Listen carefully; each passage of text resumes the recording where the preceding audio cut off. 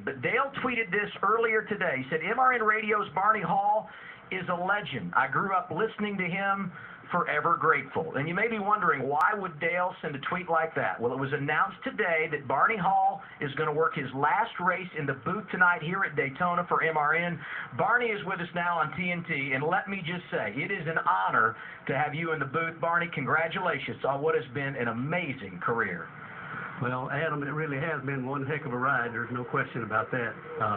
Still enjoy doing the races. This will be 154 races at Daytona, I guess. Wow. Long time, yeah. Tell you what, I mean, obviously been around forever on the radio, but I want to say something, Barney. I mean, you're a class act as well, and I've enjoyed being around you, and when I first came into the sport, you know, Barney gave me a lot of good advice on the people down there in the garage area. I know there were some situations where I was looking to drive for this guy or that guy, and Barney has been around, and I appreciate the friendship that we've had. You're a good man. Had a lot of fun talking with you, especially a couple of times in the TV booth. We sit down and just kind of talk about everything in the world. Yep. That's one thing we have the advantage, I guess, against the TV guys. You can show them a picture, but we can paint anything we want to. You can't see that, but it's fun. Yeah, but you were an agent for a lot of guys. You got a lot of guys in some good rides. But my grandfather Owens used to watch the race on TV, to turn the volume down and listen to Barney Hall on MRN. That's the way he watched every race. And just like Dale Jr., I grew up listening to you. But I have a question. You and Pearson were great friends. Bobby Isaac, that whole crowd.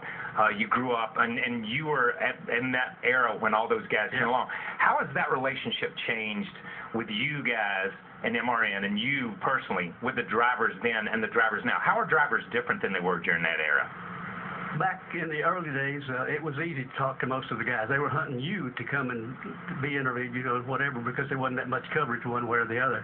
Nowadays, it's we've got all kinds of spotters, runners, different people in the equipment deal. The technology is something that's really fascinating in this business.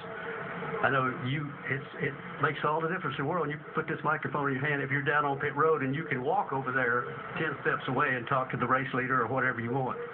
And that, I like that. And the other thing I like about this business, for myself personally, haven't been here as long as I have, when you walk through the garage and people come up and pat you on the back and say, hey man, I listen to you every night or every weekend, whatever, and some of those guys look like they're older than Methuselah, you kind of go ahead and roll along with it anyway. But I've enjoyed every minute of it. Well, almost every minute. Not all of them, but most of them. MRN Radio went on the air, I believe I'm right in saying 1970. True. And you've been there every step of the way. How did this whole thing get started for you, Barney? Dumb luck. And that's like us all, right? Yeah. Just make a long story short real quick.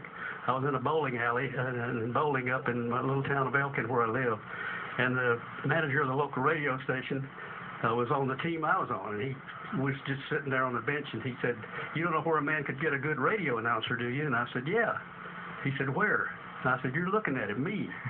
He said, do you have experience in radio? And I said, yes, sir, which was kind of a fib. The closest I'd ever been to a radio station was an Armed Forces radio network on Okinawa several years ago. Well, we got to go to break, but I want to ask you one question. Of all the races you've called in all the years, what's the one that stands out in your memory the most? It's the one, of course, with your dad and David Pearson. Yeah. That's just one that's burned in there and will always be there. Cool. Well, Barney, it's been a long career, and we all hate in the NASCAR community that it had to come to an end, but we wish you the best tonight on your final broadcast. We thank you so much, not only for being with us, but everything you've given to NASCAR over the years, from a media perspective, from a fan's perspective, and as Wally pointed out, for all the drivers. Thank you so much, and we wish you all the best. Thank you guys for all your help, and consider you good friends.